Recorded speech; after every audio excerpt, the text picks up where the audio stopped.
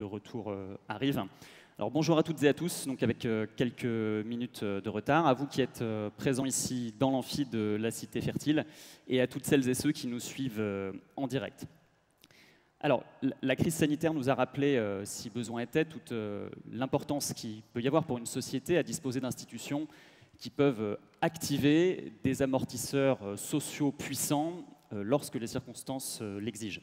Évidemment, la question sociale, ce n'est pas seulement une réponse à une crise ponctuelle, c'est une préoccupation de long terme, au long cours, et les écologistes y sont particulièrement sensibles, puisque face à l'urgence climatique, ils savent bien que la transition écologique ne sera possible que si elle est juste socialement. Or, à l'échelle de l'Europe, on voit commencer progressivement à se dessiner un projet autour de l'écologie. Alors évidemment, pas ni suffisamment ambitieux, ni suffisamment rapide par rapport à ce qui serait nécessaire, mais il y a tout de même un mouvement. Sur les questions sociales, c'est beaucoup plus timide. Alors, la raison principale, évidemment, c'est que les questions sociales ne relèvent pas de la compétence de l'Union européenne, c'est une compétence des États, donc c'est évidemment un point majeur.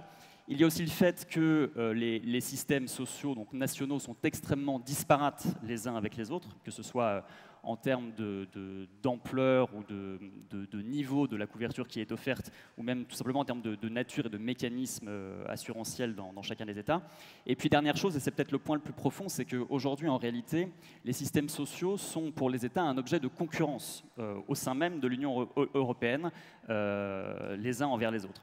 Et imaginer une convergence sociale, évidemment, ça nécessiterait de passer d'une perspective de concurrence à une perspective de coopération, et on voit que la marche est haute.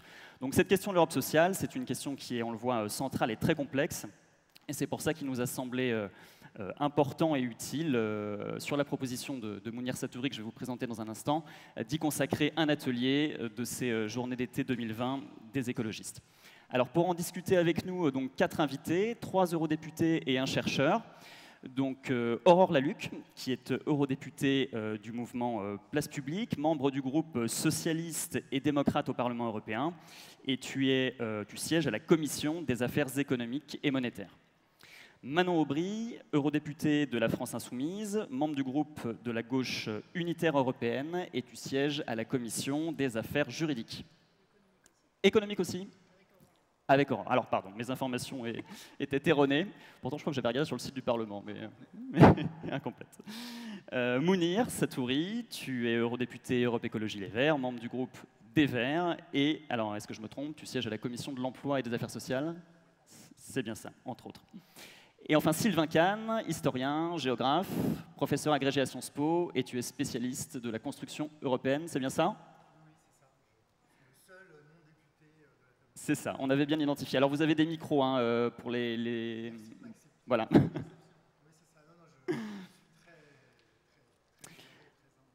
Très bien. Alors, juste avant qu'on commence, pour vous indiquer que vous avez la possibilité de poser des questions aux intervenants, malgré le temps imparti qui va être très court. Donc, pour les personnes à distance, vous avez sur le site un petit formulaire qui vous permet de soumettre une question.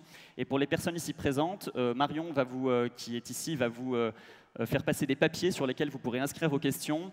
Et c'est moi qui, pour des raisons techniques que vous comprendrez, qui poserai donc quelques questions prises parmi les vôtres aux intervenants tout à l'heure. Donc je vais lancer sans plus tarder le premier tour de parole où je vais vous demander aux unes et aux autres, en gros, votre analyse de la situation actuelle de l'Europe sociale, votre vision rêvée de cette même Europe sociale, comment est-ce que vous l'imagineriez idéalement, et puis le chemin politique qui permettrait de passer de l'une à l'autre en l'état actuel du projet européen, de tous ces écueils. Alors, on va se donner un temps de parole de 5 minutes chacun, du coup, compte tenu du petit retard qu'on a pris. Et je vais passer tout d'abord la parole à Aurore Lalucq. Bonjour tout le monde et merci, j'espère que vous m'entendez. Merci énormément pour cette invitation, Mounir. Merci Nicolas pour l'animation et merci beaucoup pour la technique. Je pense notamment à Marion, à Magali et à tout le monde. Alors, sur la question de l'Europe sociale, on a très peu de temps et en fait, le temps de parole dit beaucoup. C'est-à-dire que 5 minutes, on a envie de se dire c'est largement assez parce qu'il ne se passe pas grand-chose. Et on a envie de se dire aussi, en fait, ce n'est pas du tout assez parce qu'il y a énormément à faire. Aujourd'hui, on en est où? On n'en est que dans les combats gagnables. On va avoir quoi? On va avoir les objectifs de développement durable et on va avoir probablement le SMIC européen. Vous allez me dire c'est pas mal, je vous dirais que oui, mais c'est qu'un peu un combat d'un autre temps. Il faut gagner tout ce qui est gagnable, et donc ces combats-là, il faut bien les gagner, c'est sûr. Néanmoins, ça aurait été bien il y a 10, 15 ans. Là, on arrive à un moment où les objectifs de développement durable, qui sont des objectifs sociaux, environnementaux, etc., ne seront de toute façon pas contraignants, donc ça servira pas à grand chose à mon avis. Et côté civique européen, ce qu'il fallait faire a déjà été fait, c'est-à-dire qu'il fallait surtout que l'Allemagne en ait un. Pour d'autres pays, ce sont des accords de branche, on pense notamment au Danemark, etc. Bref, l'utilité, à mon avis, n'est pas vraiment là. Le vrai souci, en fait, c'est qu'on n'a pas d'Europe fiscale. Et sans fiscal, il n'y a pas de social. Il n'y a pas de social tout simplement parce que la fiscalité, ce n'est pas uniquement un moyen d'alimenter les caisses de l'État, mais c'est une question déjà démocratique. Le consentement à l'impôt, c'est quand même la reconnaissance d'une entité politique. Et ça, on ne l'a pas en Europe, ce qui n'est pas un sujet mineur. Et puis, c'est aussi la nécessité de raboter tout de suite un certain type d'inégalité. L'autre sujet, c'est qu'on a un système, un fonctionnement économique au niveau européen profondément antisocial. Et le cœur du problème, il est là. Le cœur du problème, c'est pas tant qu'on n'ait pas de politique sociale, c'est qu'on a un système économique antisocial et c'est ça qu'il va falloir changer. C'est pas tant d'ailleurs la question du pacte de croissance et de stabilité et la règle, oui, absurde des 3%, des 60%, parce qu'on voit bien que quand il s'agit de s'en passer, on s'en passe aisément. C'est tout ce qui manque au niveau européen et c'est surtout le fait que la construction européenne s'est faite dans un moment néolibéral où on a en fait gravé dans le marbre des règles économiques absurdes qui étaient là soit pour jouer à l'économiste, soit finalement pour servir, je serais tentée de dire, des intérêts de classe. Voilà. Et qu'on n'arrive pas à s'en sortir.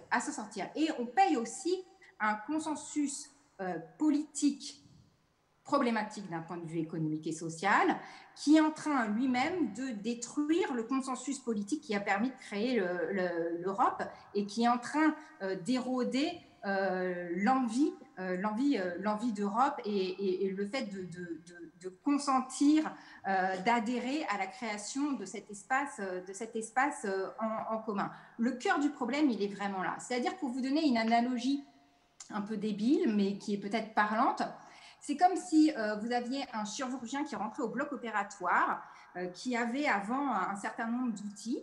Ben là, en gros, ces outils, il en a encore plus, parce qu'on est à plein au niveau européen, donc on est potentiellement beaucoup plus puissant, il a encore plus d'outils, sauf qu'on lui dit, bah, écoute, mon ami, ok, tu as le droit de rentrer en salle d'opération, néanmoins, 80 à 90% de tes scalpels, tu peux les mettre de côté, tu n'as pas le droit de les utiliser.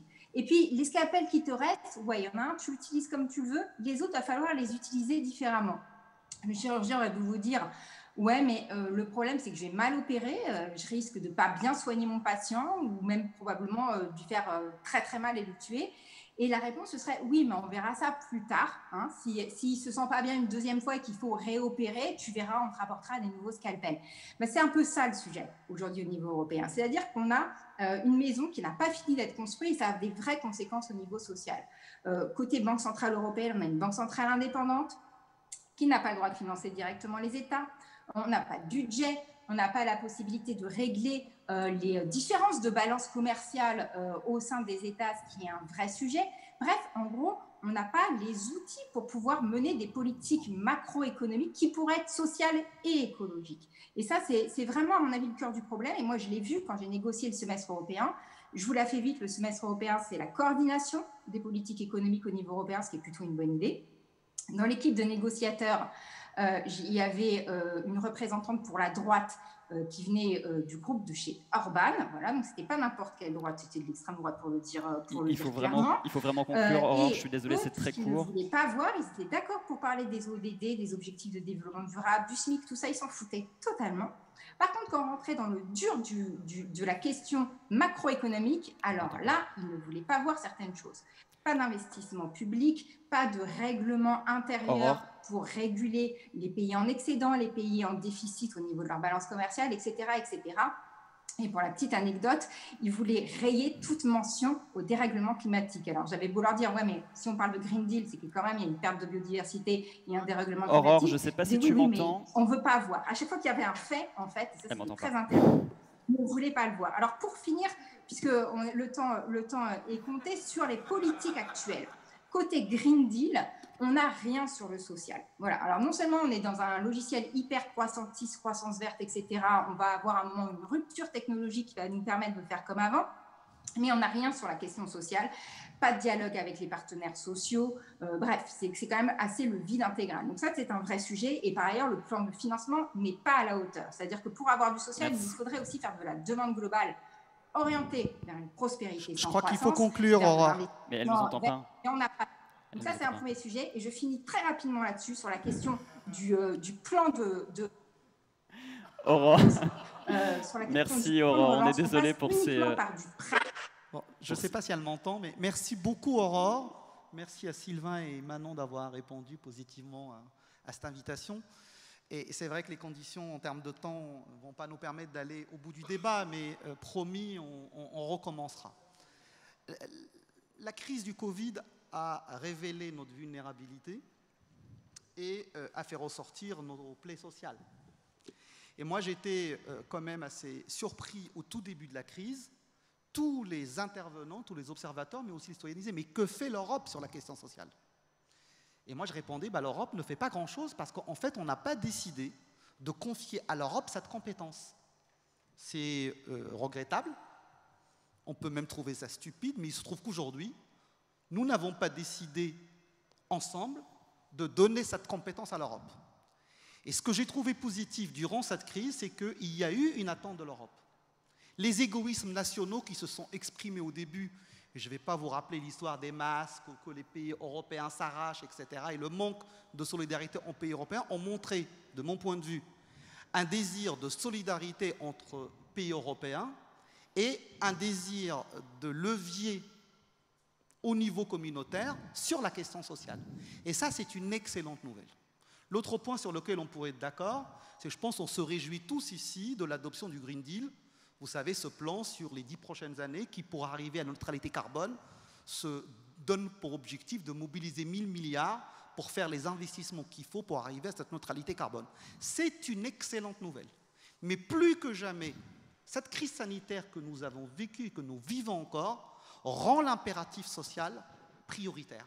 Parce que si nous voulons un accompagnement de la population sur la question de la transition écologique, il faut que la question sociale soit au cœur des politiques publiques dans les États membres et les collectivités, mais aussi au niveau de l'Union européenne. Sinon, ça ne marchera pas. Il ne faut pas que les efforts qui vont être importants, qu'on va demander en termes de transition, de transformation des emplois, de retravail autour des nouvelles compétences, etc., se fasse avec la perte sur la question sociale. Et donc, nous devons trouver ensemble le moyen pour répondre à cela. Alors, il se passe des choses quand même en Europe, et on l'a vécu durant cette crise. Le fonds d'aide aux plus démunis, où pour une fois, on a facilité et levé les freins bureaucratiques pour qu'on réponde à l'urgence alimentaire des populations. Je rappelle que ce fonds permet à 20 millions de nos concitoyens de ne pas mourir de faim. Il y a les dispositifs que vous connaissez sur le FSE et autres. Il y a des mécanismes qui existent. Il y a eu le mécanisme de garantie des systèmes de chômage, qu'on appelle le système sûr, qui a été activé pour éviter que les systèmes s'effondrent. Et on travaille sur la coordination des systèmes de sécurité sociale, qui est le pendant du marché commun. On ne peut pas décréter qu'il y a un marché commun et libre circulation des travailleurs si les régimes de sécurité ne se coordonnent pas entre eux et que la circulation des salariés ne se fait pas en même temps que la circulation des droits. Mais est-ce suffisant? Ma réponse est non. Et donc moi, je plaide pour que, en accompagnement du Green Deal, on ait un pacte des nouvelles solidarités, un car deal, qui permet de mobiliser des outils sur des objectifs clairs durant les 10 années qui arrivent. C'est dans ce cadre-là qu'on pourrait parler du salaire minimum en Europe. Et ce n'est pas un petit combat, le salaire minimum en Europe. Si on arrive à un salaire minimum en Europe équivalent de 65% du salaire médian, c'est 65% de la population de l'Union européenne qui se verra acquérir de nouvelles droits. Et il ne faut pas qu'on laisse certains raconter que ce salaire minimum, ça veut dire la baisse du salaire minimum en Europe. Ce n'est pas ça. c'est de faire un seuil en dessous duquel on ne permette pas qu'il y ait des revenus en dessous, et c'est un des outils qui permettent de lutter contre le dumping social. C'est là aussi qu'il faut qu'on discute de revenu minimum, et l'explosion des crises sociales qui va être devant nous va être un argument pour qu'en termes de débat public, on l'introduit. Et donc, l'Europe fait des choses, même si ce n'est pas sa compétence. Il faut qu'elle obtienne cette compétence et qu'elle soit accompagnée de capacités financières. Moi, je ne fais pas de différence quand je parle de l'Europe et de l'Europe sociale, du débat que j'avais en tant que conseiller régional quand je parlais de la compétence générale pour les régions et de l'autonomie financière. Si on veut que l'Europe soit un levier, il faut qu'elle ait la compétence, il faut qu'elle puisse lever de l'impôt pour avoir des moyens propres. On va perdre beaucoup d'emplois, la mécanisation, l'automatisation va augmenter. Peut-être que c'est le moment de parler de la taxe sur les robots. On va parler dès la rentrée de la taxe carbone aux frontières, qui est un des outils du Green Deal. Et ben, peut-être que cet outil peut servir à financer l'Europe sociale, et c'est peut-être une nouvelle manière de faire en sorte que la fin du mois et la fin du monde soit un combat commun. Si la taxe carbone aux frontières permet de doter l'Europe de fonds propres, il faut qu'une partie de ces fonds propres serve aux questions sociales. J'en arrête là parce que... C'est parfait. Voilà. Merci beaucoup, Mounir. Avant de passer la parole à l'intervenant suivant, je vous rappelle, n'hésitez pas à saisir des questions, soit sur le site, soit sur des petits papiers que vous pouvez transmettre à Marion. Manon Aubry.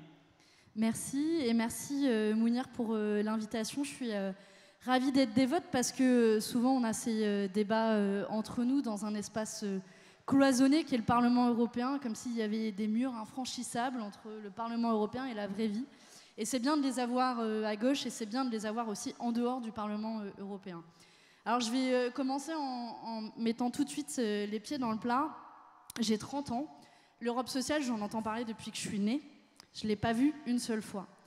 Et je pense que ce slogan de l'Europe sociale, parce que l'Europe sociale, aujourd'hui, évidemment, ce n'est pas ce qu'on souhaite, et on sera tous d'accord ici, mais l'Europe sociale, aujourd'hui, c'est un pur slogan au niveau européen. À tel point qu'en réalité, la construction européenne n'a jamais été faite pour des questions sociales. La construction européenne, finalement, s'est retrouvée dans une certaine mesure à mettre en concurrence des régimes sociaux les uns vis-à-vis des autres. Alors qu'est-ce que c'est l'Europe sociale d'aujourd'hui? C'est des écarts de salaire de 1 à 7 sur les salaires minimums entre la France, par exemple, et certains pays d'Europe de l'Est. Le résultat, c'est que la moitié des délocalisations aujourd'hui en France se fait au sein même de l'Union européenne. Ce sont des usines qui ferment ici en France pour être ouvertes à l'autre bout de l'Union européenne. Et ça vide de son sens, pour moi, ce que devrait être l'Union européenne, ce slogan que l'on entend beaucoup, notamment de la part de la présidente de la Commission européenne, Ursula von der Leyen, une Europe qui protège. Une Europe qui protège, justement, devrait s'attaquer à ces écarts-là.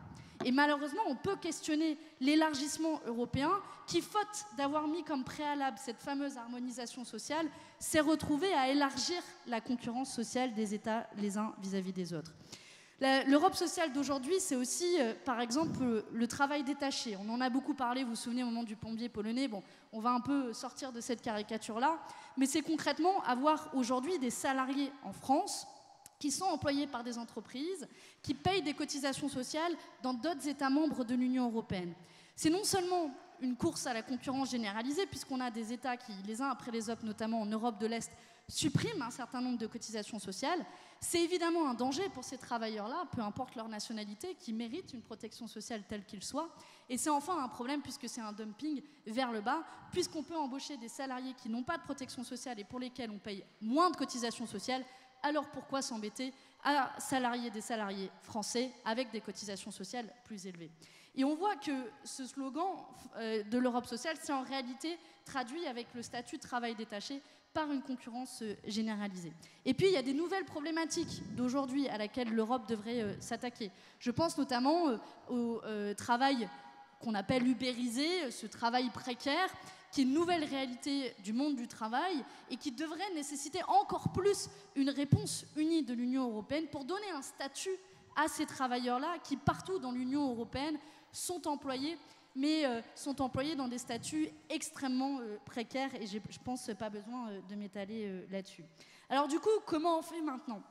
Je suis pas tout à fait d'accord avec Aurore qui dit le SMIC européen, c'est une petite question. En réalité, je pense et Aurore, j'espère que tu nous entends, je pense que quand même tu seras d'accord, si on gagnait sur le SMIC européen, ce serait une véritable première bataille culturelle, c'est-à-dire que cette marche en avant de l'Union européenne qui met en concurrence les États membres les uns après les autres, qui augmente cette concurrence sociale, eh bien on l'arrête, stop, net, et on lui dit non, en fait la construction européenne, celle à laquelle on est attaché, celle pour laquelle nous nous battons, parce que non, on n'est pas contre la construction européenne, on n'est juste pas pour celle-là, pas pour celle qui met les travailleurs les uns en concurrence vis-à-vis des autres.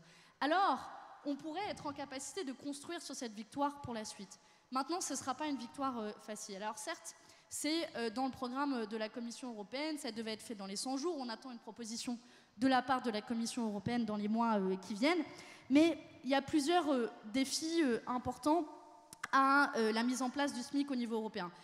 D'abord, d'un point de vue juridique et légal, la base juridique du SMIC européen, s'il devait être fait, n'est pas tranchée. Ça peut paraître un débat technique, mais qui est en réalité majeur, s'agissant de la force que l'on donne au SMIC européen, parce que l'article des traités... Très vite, Manon, s'il te plaît. Très vite, je suis désolé, on arrive bientôt à la fin. Je termine là-dessus. Ouais. L'article des traités qui constitue généralement la base légale pour toute initiative en matière sociale exclut les questions des rémunérations. Il y a le problème du semestre européen qu'a mentionné Aurore, du coup je ne m'étale pas dessus. Et puis il y a un problème aussi plus structurel entre les États de l'Ouest et les États de l'Est sur quel niveau du salaire médian l'on veut donner. C'est ça, et je termine là-dessus, la question essentielle, parce que même si on dit 60% du salaire médian, en réalité, dans certains pays d'Europe de l'Est, c'est déjà 50% du salaire médian, le salaire minimum, et il est déjà extrêmement bas. Et ça, c'est un débat qui n'a pas été tranché, y compris à gauche, pour quel SMIC européen nous nous battons. Et j'espère que j'ai fini plus ou moins dans les temps, avec une petite transition de minutes entre nous tous. C'est bien, merci beaucoup. Sylvain Kahn. Oui, bonjour. Alors, donc moi, Jonathan et Mounir m'ont demandé deux choses un peu contradictoires. Ils m'ont dit, soit tu fais le prof et tu rappelles ce que c'est que l'Europe sociale, dans les faits. Sous-entendu, la manière dont les 3 eurodéputés vont en parler sera forcément inexacte ou biaisée, ce qui me surprend beaucoup, parce que moi, je considère que les eurodéputés sont les plus compétents pour parler de l'Europe sociale, plus que les chercheurs. Soit tu fais œuvre d'esprit critique et tu ramasses tout ce qui a été dit pendant le quart d'heure précédent et tu tapes dessus comme un sourd. Et tout ça en 5 minutes. Alors, je vais essayer de faire un truc un peu hybride et ça sera forcément imparfait. Alors, d'abord, ça a déjà été dit, l'Europe sociale, c'est une très vieille histoire. C'est une vieille histoire qui remonte à au-delà des 30 ans de Manon, puisque c'est déjà dans le traité de Rome. Donc c'est à la fois une vieille histoire pour dire que ça n'existe pas, et c'est en même temps une vieille histoire pour dire que dès le traité de Rome en 1957, il y a un titre sur l'Europe sociale, et dès le traité de Rome, il y a un instrument qui a été rappelé par Mounir tout à l'heure, qui s'appelle le FSE, le Fonds social européen. Donc c'est une préoccupation qui n'est pas absente. Bon, je ne peux pas en dire plus à ce stade. Deuxièmement, et je pense que ça ressort dans tout ce qui a été dit par les 3 intervenants précédents, c'est une vieille histoire française. Et j'en veux pour indice supplémentaire, d'une manière qui, moi, me surprend en tant qu'enseignant-chercheur, le fait que je suis très heureux et très ému de débattre avec 3 eurodéputés, et j'ai l'impression d'avoir débattu avec 3 élus franco-français. C'est quasiment comme si vous seriez à l'Assemblée nationale, vous seriez dans un conseil régional d'Île-de-France ou d'ailleurs. C'est quasiment comme si vous n'étiez pas au Parlement européen. Qu'est-ce que pensent, que ressort de vos discussions et de vos débats vos collègues lettons, vos collègues portugais, vos collègues hongrois? Voilà. Se contenter, ça c'est pour Manon, se contenter de dire oui, il y a des inégalités scandaleuses entre les pays, ouais d'accord, et au sein de la France, l'Île-de-France, 10% de la population, 20% du PIB, je ne connais pas, mais Mounir doit savoir ça par cœur, la différence du revenu moyen entre Paris et le reste de l'Île-de-France, et entre l'Île-de-France et le reste de la France, mais je suis sûr que les inégalités sont bien plus importantes à l'échelle française qu'à l'échelle européenne. Oui, mais ça c'est autre chose que le salaire minimum soit le même. Ouais, oui c'est vrai, tu parlais du salaire minimum, mais le salaire minimum c'est un instrument juridique, c'est pas la vie des gens. Bon, donc il me semble que la maille consistant à considérer qu'il faut, pour faire l'Europe sociale, comparer les situations dans les États, ne correspond pas à ce qu'est l'Europe. Si vous prenez l'Europe des métropoles, vous avez, je veux dire, grosso modo, vous avez une Europe qui est très très harmonieuse, très très convergente. Bon bref, je m'arrête là. Et c'est une vieille histoire française. Pourquoi? Parce que le terme d'Europe sociale, en gros, c'est un terme franco-belge. Je ne sais même pas, mais là je m'adresse à mes collègues eurodéputés, je ne sais même pas si les Portugais ou les Espagnols l'emploient.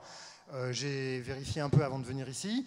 Il y a eu une grande tribune dans Le Monde d'un très proche d'Alexis Tsipras qui devait être dans son gouvernement pour dire qu'il faut faire l'Europe sociale. Mais en gros, c'est à peu près tout. Dans la déclaration commune qui a été donnée à l'issue de la première réunion des parlements franco-allemands sur qu'est-ce qu'on peut faire pour faire avancer l'Europe, il y a à peine le mot Europe sociale. Donc moi déjà, ma première, comment je pourrais dire, suggestion que je fais aux acteurs que vous êtes, c'est de considérer que le terme d'Europe sociale, il faudrait peut-être s'en débarrasser. Parce que si on veut que les députés français de gauche soient entendus par leurs collègues, je me demande s'il ne faudrait pas supprimer le mot Europe sociale, qui est quand même perçu de facto du sceau de ce que Ulrich Beck, le grand sociologue du risque, appelait le nationalisme méthodologique. Voilà, en gros, il n'y a que les Français et les Belges pour qui l'Europe sociale est vraiment un étendard, qu'il soit de droite ou de gauche. Bon, hein, voilà. Alors, je ne sais pas, moi, Mounir a commencé à le faire. Moi, j'ai réfléchi ici avant de venir. Je ne sais pas s'il faut appeler ça l'Europe du bien-être, l'Europe de la protection sociale, une politique des solidarités communes, comme il y a une politique agricole commune, un service de la sécurité sociale européenne, comme il y a un service européen de l'action extérieure. Vous voyez, mais à mon avis, tant que vous direz, enfin, je vous pose la question, est-ce que tant que vous direz Europe sociale, vous ne serez pas tout de suite identifié comme « Ah, voilà les Français de gauche ou bonapartistes qui ramènent leurs fraises comme d'habitude depuis 1957 ». Voilà. Et là, je crois que mon temps est écoulé.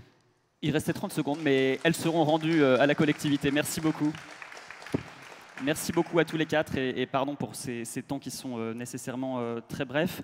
Je vais vous reposer 2 ou 3 questions issues de la salle. On va refaire un petit tour de table et puis vous aurez aussi, notamment les eurodéputés, la possibilité de répondre aux interpellations stimulantes de Sylvain Kahn. Alors il y a plusieurs questions qui reviennent sur les institutions.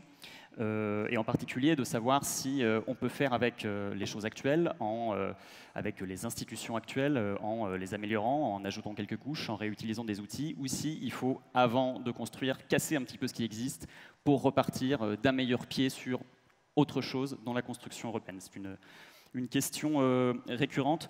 Une question sur l'écoféminisme également, alors qui est un petit peu à la marge du sujet, mais qu'on peut considérer aussi comme une préoccupation sociale. Est-ce que pour vous, il y a un enjeu à l'échelle de l'Europe sur cette question? Est-ce que ça peut être une échelle pertinente pour développer au fond ces valeurs-là voilà, à l'échelle européenne plutôt que de rester dans des combats nationaux? Et puis la question inévitable sur le revenu de base.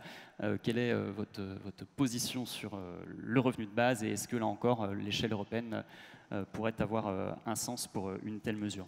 Je vous redonne la parole pour 3 minutes chacun. Vous vous saisissez des questions comme vous le souhaitez en bloc et puis vous pouvez encore une fois échanger entre vous par ce biais-là. C'est Mounir qui va commencer ce second tour. Mounir Satouri.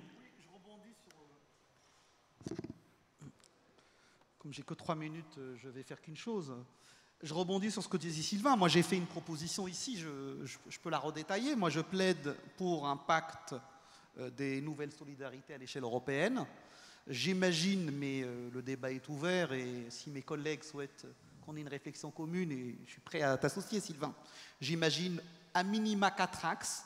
Un axe santé, et vous imaginez que, vu l'actualité, la question de la santé va être un vrai sujet. Donc, un axe santé et bien commun, c'est là-dedans que je mets les services publics. Hein. Mais le mettre sous l'angle bien commun peut parler à plus de monde qu'à nos Français. Un axe fiscalité et pouvoir de vivre. Et si on ne résout pas la question de la fiscalité et des ressources propres, on n'arrivera à rien. Un axe bien-être au travail. Au moins un exemple, je pourrais en avoir, j'en ai plusieurs, mais la question du télétravail devient un vrai sujet. La crise du Covid a accéléré le recours au télétravail. Ça pose des vrais problèmes très concrets auprès des gens.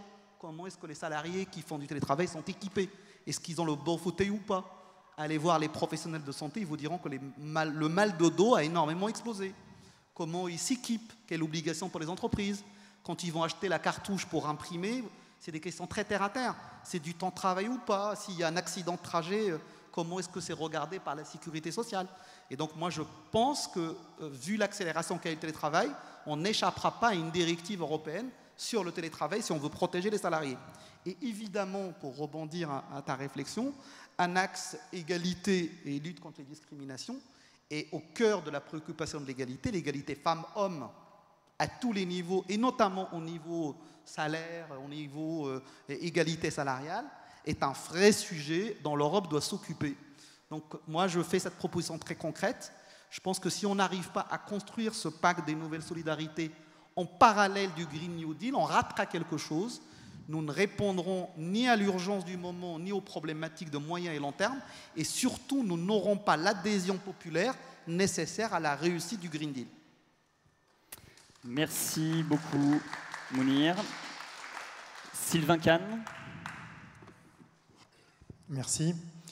Alors, moi, évidemment, je vais pas répondre directement aux questions, Nicolas, que tu portes dans ta voix. Je vais plutôt poser la mienne, en fait, à Manon, Mounir et Aurore.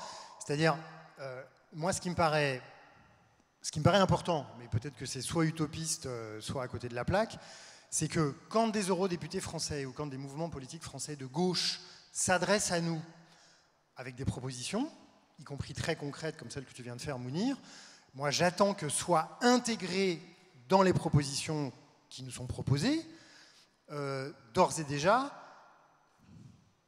l'input de « j'en ai discuté avec mes collègues lettons, hongrois, portugais, irlandais, etc.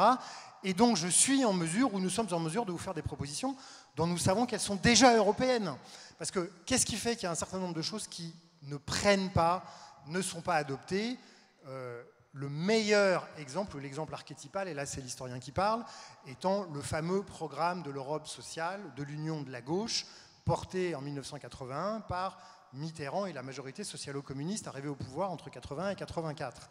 C'est justement qu'on a une vision complètement franco-française de ce que doit être l'Europe sociale. Je ne dis pas qu'on n'en est plus là aujourd'hui, ça a quand même évolué de ce que doit être l'Europe sociale. Qu'on dit aux électeurs, ben voilà, nous on sait ce qu'il faut faire et on va le faire si on arrive au pouvoir. Et puis évidemment, quand on arrive au pouvoir, enfin quand les acteurs en question arrivent au pouvoir, ben, ils se rendent compte que ce qu'ils proposent tombe complètement à plat en Europe. Alors c'est moins le cas aujourd'hui, mais moi ce que j'aimerais, Mounir, c'est que tu nous dises comment tes propositions, ça fait, là tu nous as distribué ton flyer, ça fait 1 an que tu es au Parlement européen, est-ce que les propositions que tu portes, elles sont d'ores et déjà issues, ou si j'ose dire validées par ton année de travail au sein de ton groupe et en intergroupe? Sinon, ce n'est pas de la politique européenne, sinon c'est du discours, blabla, pour plaire aux électeurs franco-français qui ensuite seront forcément déçus parce qu'ils croient qu'il suffit qu'on soit français, qu'on ait des bonnes idées, on est le roi du pétrole, on n'a pas de pétrole, on a des idées, on arrive au pouvoir en Europe et on va tout changer, alors que depuis 30 ans, un des grands sketchs français en Europe, c'est « Non mais vous les Français, que ça soit des ministres ou des députés, oui ça va, on sait, vous avez tout compris, vous pensez que vous pouvez tout changer tout seul, vous n'avez pas compris qu'il faut des majorités d'idées, vous n'avez pas compris qu'il faut construire des coalitions, mais donc on vous laisse parler, puis nous on travaille. » Je suis un peu méchant, hein, mais c'est ça qu'il faut changer. Voilà. Merci beaucoup Sylvain. Manon Aubry. Alors, ça fait plein de choses à réagir. Je vais essayer de le faire en 3 minutes tout pile en commençant à 10h40. D'abord, première chose sur l'Europe sociale, est-ce qu'il faut supprimer le titre? 1000 fois oui. Je pense que ça ne dit rien. Ça ne dit rien à une génération à qui on a promis l'Europe sociale pendant des décennies qui ne l'a jamais vue. Et ça ne dit rien à des générations qui l'ont appris dans les livres d'histoire et qui disent c'est du flan, de toute façon on ne vous croit pas. Donc oui, il faut le dépasser, mais par contre il faut être capable de lui donner du contenu politique. Ensuite, sur le pacte des solidarités que tu proposes, Mounir, si je prends... dans les grandes lignes, j'en suis évidemment d'accord, mais ce qui est intéressant, c'est que je prends ne serait-ce que les 2 premiers points sur la santé et la fiscalité, ce ne sont pas des compétences européennes. Donc ça me permet de répondre à la question qui a été posée dans le public, est-ce qu'il faut y aller par couche ou est-ce qu'il faut changer les institutions? Là, je vous fais la preuve par A plus B, santé, ce n'est pas une compétence européenne, on a vu le déboire dans la coordination européenne en réponse au coronavirus. Et quand il s'agit de la fiscalité, je suis bien passée pour savoir, j'ai travaillé pendant des années à Oxfam dans la lutte contre l'évasion fiscale. L'Union européenne est juste un vaste terrain de concurrence fiscale, comme elle l'est sur les questions sociales, avec en tête notamment l'Irlande ou les Pays-Bas qui font du dumping fiscal et qui poussent les autres États à baisser les impôts les plus justes et donc à augmenter les impôts les plus injustes, ceux qui sont les moins volatiles, comme la TVA. Et donc je pense qu'il faut pouvoir casser ces institutions-là et assumer d'en poser les bases de nouvelles institutions. Et pour ça, ça veut dire aussi assumer y compris en tant que Français, pour te répondre Sylvain, y compris en tant que Français, d'aller plus loin et de dire, bah oui, nous en fait on ne se contente pas des institutions telles qu'elles existent à l'heure actuelle, on fait des propositions concrètes qui sont sur la table, y compris de réécriture des traités européens. Voilà un débat qui existe à gauche et voilà un débat que j'espère on pourra résoudre, y compris dans l'optique de 2022. Asseyons-nous autour de la table, écologistes, insoumis, etc. Écrivons de nouveaux traités européens qui prouvent qu'on est crédible dans la construction européenne. Oui, nous sommes attachés à la construction européenne, mais non, nous ne voulons pas de cette construction européenne qui met en concurrence les uns contre les autres, que ce soit les États ou les travailleurs. Et la dernière chose que je voulais dire sur... oui, mais il faut se mettre d'accord avec les autres États. Évidemment qu'il faut se mettre d'accord avec les autres États. Évidemment qu'on en discute au sein de nos groupes. Alors, du côté des écolos, comme du côté de la gauche unitaire européenne, le groupe dont je suis coprésidente au Parlement européen, on a une difficulté, c'est qu'on est relativement, l'un comme l'autre, peu représenté dans les pays d'Europe de l'Est. Parce que oui, la gauche... il faut se dire les choses, la gauche n'est pas en bonne forme dans les pays d'Europe de l'Est. Mais ayons déjà un débat entre nos deux groupes, montrons qu'on est capable de réécrire sa construction européenne. Et puis je vais finir là-dessus. Ça n'empêche pas d'aller plus loin. Je prenais l'exemple tout à l'heure du travail détaché. Tu nous dis, Sylvain, oui, en 81, ils ont écrit, ils ont promis des trucs, ils ne les ont pas fait parce qu'ils n'ont pas assumé. Mais il faut assumer ce rapport de force. Sur le travail détaché, par exemple, dont je parlais, le statut. Un président ambitieux en France, pour moi, et un président de gauche, y compris en 2022, dirait, bah nous, la directive travail détaché, on ne l'applique pas. On impose que l'ensemble des travailleurs aujourd'hui en France qui sont salariés, quelle que soit leur nationalité, quelle que soit l'entreprise qui les embauche, la nationalité de cette entreprise, ils payent des cotisations sociales en France. L'Union européenne, c'est le socle minimum. Rien n'empêche d'aller plus loin dans la construction sociale. Merci beaucoup, Manon. On va repasser la parole à Aurore Laluc. J'espère qu'elle nous entend toujours. Aurore, qu'on t'entende, qu'on te voit. Vous me voyez, est-ce que vous m'entendez? Alors, on t'entend, ce qui est déjà bien. Vas-y. Juste, Ah, attends, c'est haché.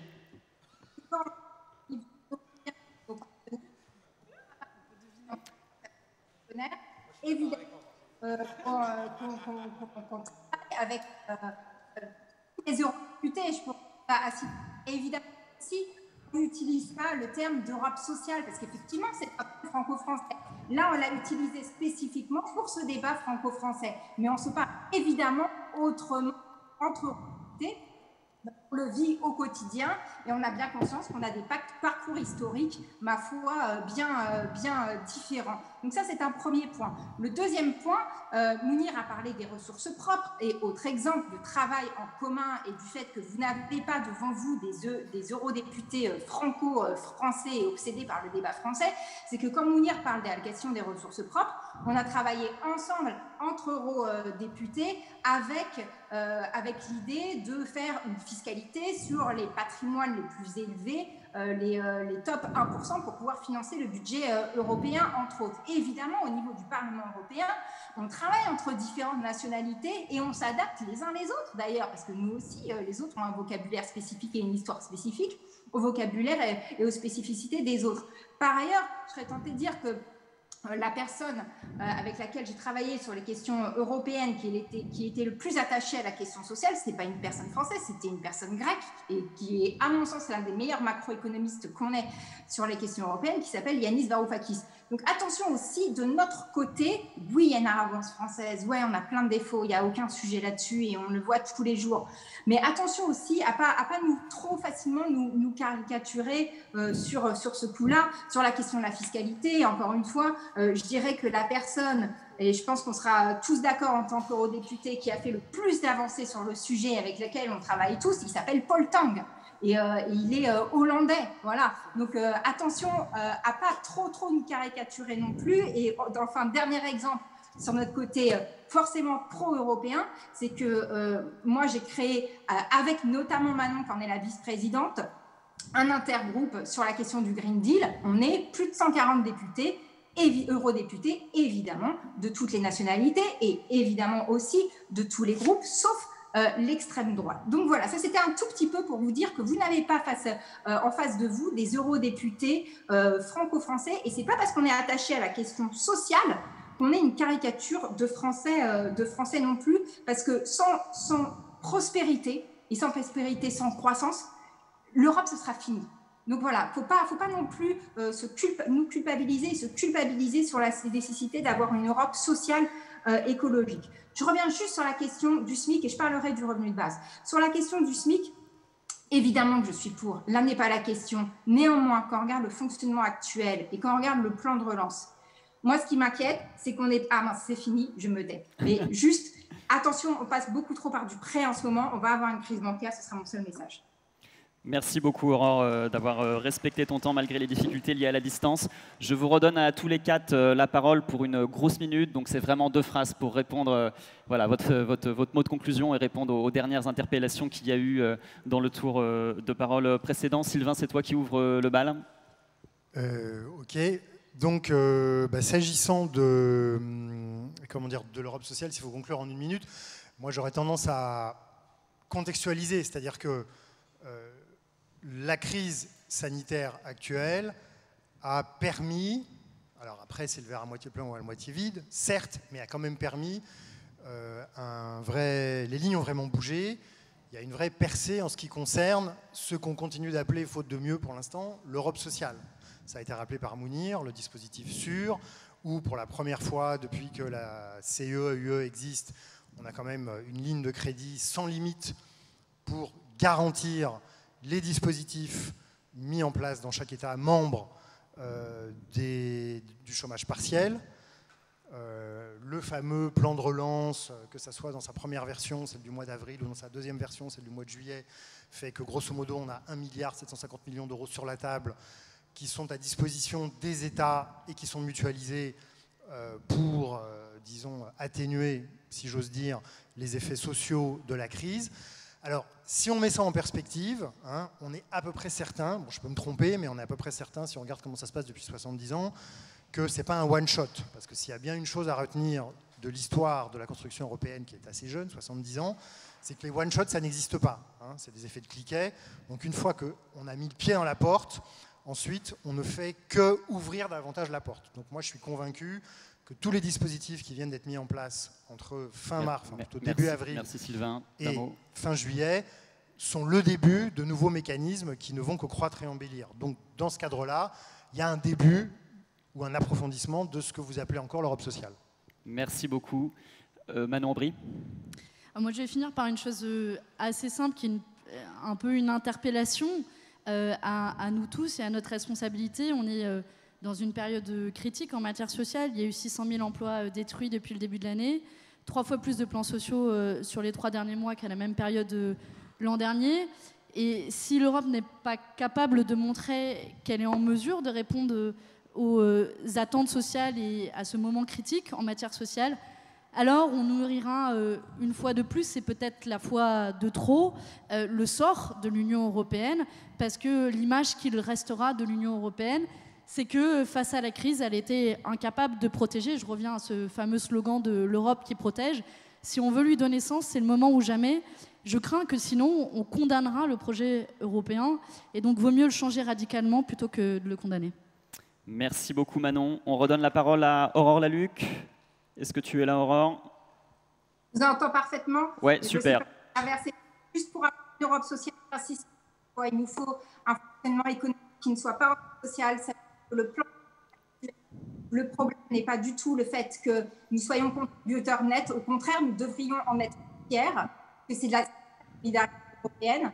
Le problème est que ce plan de relance passe beaucoup qui ne seront probablement pas remboursés, qui risquent de créer d'engendrer une crise bancaire et financière. Et malheureusement, le SMIC européen pourra peu de choses face à ça. Donc, il nous faut vraiment un plan de relance beaucoup plus massif et qui passe beaucoup plus par de la subvention. Et si on a une fonction économique pas trop délirant, alors peut-être que là, on pourra avoir une Europe qui nous permette de faire de la transition écologique et sociale et d'aller vers cette prospérité écologique et sociale qu'on attend tous et dont nous avons tous besoin. Merci beaucoup pour l'invitation. Merci beaucoup, Aurore. Et Mounir Satouri, le mot de la fin. Bon, d'abord, merci d'avoir répondu à cette invitation. Merci pour ce débat. J'aurais souhaité qu'il soit plus long, mais les contraintes techniques nous obligent à faire sous ce format. Mais il y en aura d'autres, promis. On trouvera d'autres occasions pour continuer à débattre de ce sujet. Je veux d'abord rassurer Sylvain. Évidemment, là, on était entre députés français et on est en France et le débat est un peu français. Mais lorsque nous agissons au Parlement européen, on agit comme parlementaires européens. Et évidemment que ce que je vous ai raconté tout à l'heure, ça ne sort pas que de ma petite tête et ça n'a pas été discuté qu'au sein de l'Église française, mais ça reprend des axes de réflexion de manière globale du groupe Vert. Et l'intérêt pour moi d'en parler aujourd'hui, c'était de sensibiliser, et je crois qu'elles le sont, et Aurore et Manon, parce que si on veut que ça existe dans le processus de la production parlementaire, il faut que d'autres groupes que les groupes le portent, le construisent, pour en faire un travail plus large. Et oui, bien sûr, le poids des députés français, quel que soit leur groupe, ne suffit pas à imposer une législation européenne et qu'il faut qu'on travaille ensemble. Mais tu sais, moi je siège à la commission emploi affaires sociales où je suis le seul français membre de mon groupe et où les écolos sont 4. Et pour qu'un texte soit voté à une grande majorité, il faut 45 députés. Donc je sais ce que c'est d'aller parler aux élus socialistes des autres pays, aux élus de droite, etc., pour construire des majorités de projets. Et moi, ce que j'ai proposé aujourd'hui, c'est de faire avancer l'Europe sociale à travers des projets. Et à travers des projets dans une période où il y a une attente de la population. Et moi, je pense que la population peut être un allié extraordinaire dans cette période-là. Et je ne crois pas qu'on réussira à faire gagner le Green Deal si on ne l'accompagne pas par une démarche sociale. Ce n'est pas possible que les personnes qui peuvent être perdantes ne soient pas accompagnées et qu'on propose pas les filets nécessaires pour qu'ils appuient la transition nécessaire. Et puis, l'Europe, elle est ce qu'on en fait. Mounir, d'un mot. L'Europe, elle est ce qu'on en fait. Et moi, j'ai plus peur dans cette période des égoïsmes nationaux pour ralentir l'Europe que de la construction européenne. Je continue à être un Européen convaincu, un fédéraliste convaincu. Je pense qu'on a besoin d'Europe et ce qui la bloque, c'est les égoïsmes nationaux et le devoir de trouver unanimité sur un certain nombre de sujets. Merci Mounir, merci beaucoup à vous toutes et à vous tous. Merci.